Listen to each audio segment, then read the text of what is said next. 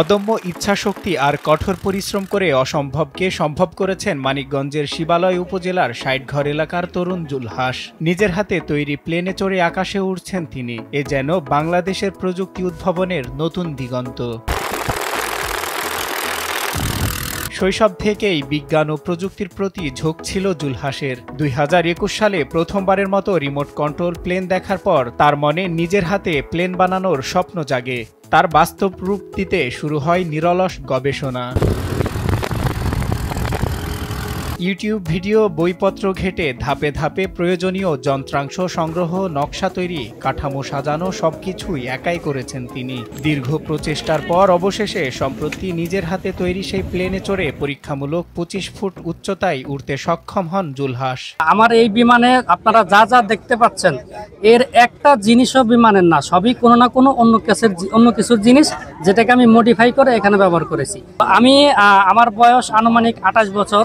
তো আমি ২০১৪ সালে এসএসসি পাস করি। এসএসসি পাস করার পর আমার আর্থিক সমস্যার কারণে পড়ালেখা বন্ধ হয়ে যায়, আমি আর উপরে পড়তে পারি নাই। তো তারপরের থেকেই কর্মজীবনে ছিলাম।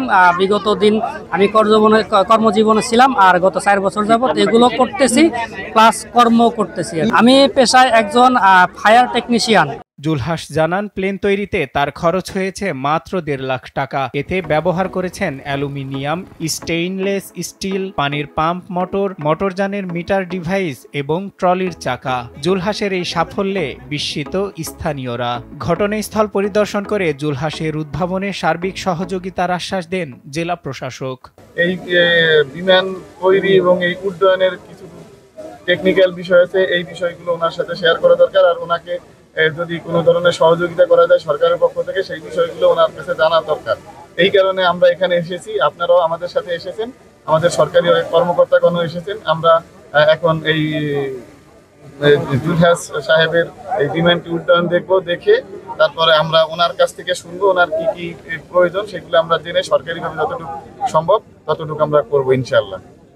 উদ্যোগ এটিকে যদি বাণিজ্যিকভাবে রূপান্তরিত করা যায় তাহলে বাংলাদেশের জন্য একটি যুগান্তকারী পদক্ষেপ হবে।